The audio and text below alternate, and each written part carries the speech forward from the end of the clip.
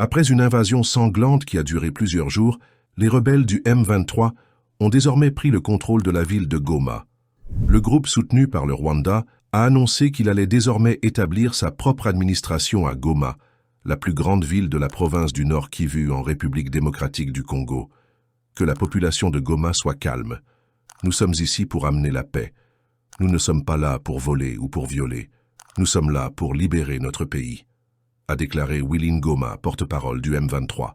Selon le rapport de l'ONU, depuis les débuts des affrontements au début de la semaine, il y a eu beaucoup de viols et de pillages commis par les combattants du M23, sans compter des centaines de morts, des milliers de blessés, et de centaines des milliers des gens qui ont fui leurs habitations.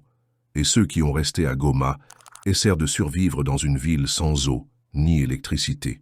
Après être entré dans la ville de Goma, le M23 a capturé plus de 289 mercenaires d'une compagnie de sécurité roumaine qui se trouvait dans la ville pour combattre dans le camp du gouvernement de Kinshasa, ainsi que pour former des soldats congolais.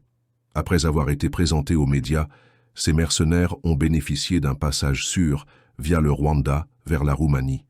Cela donne une idée du niveau de contrôle que les rebelles du M23 ont maintenant sur la ville de Goma et de la nature chaotique d'un conflit englobant l'armée régulière, des milices combattant pour le gouvernement, des forces régionales, des soldats de la paix de l'ONU et ces combattants étrangers rémunérés par Kinshasa. C'est un grand soulagement. C'est un grand soulagement parce que les Rwandais ont été très hospitaliers avec nous. Ils nous ont pris sous leur protection et maintenant nous rentrons chez nous. Ces mercenaires sont au Congo depuis fin 2022 et avaient pour mission de former les troupes congolaises à combattre le M23. Le fondateur de l'entreprise, le franco-roumain Erachou Potra, a été arrêté en Roumanie en décembre, accusé d'avoir tenté d'inciter à la violence post-électorale dans ce pays. Mais ces soldats professionnels ne sont pas les seuls à se rendre au M23. Des centaines d'hommes de l'armée congolaise se sont également rendus au M23, tandis que d'autres ont traversé jusqu'au Rwanda après avoir déposé leurs armes. Voici certains de ceux qui se sont rendus dans la ville de Goma, rassemblés par le M23 dans le stade de Goma.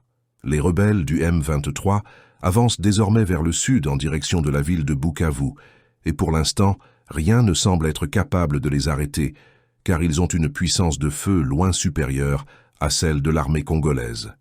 Ils disent se battre pour défendre l'ethnie Tutsi, qui est discriminée et persécutée au Congo, tandis que le gouvernement de la RDC les accuse de se battre pour piller ressources minérales pour le compte du Rwanda. Merci beaucoup pour votre temps.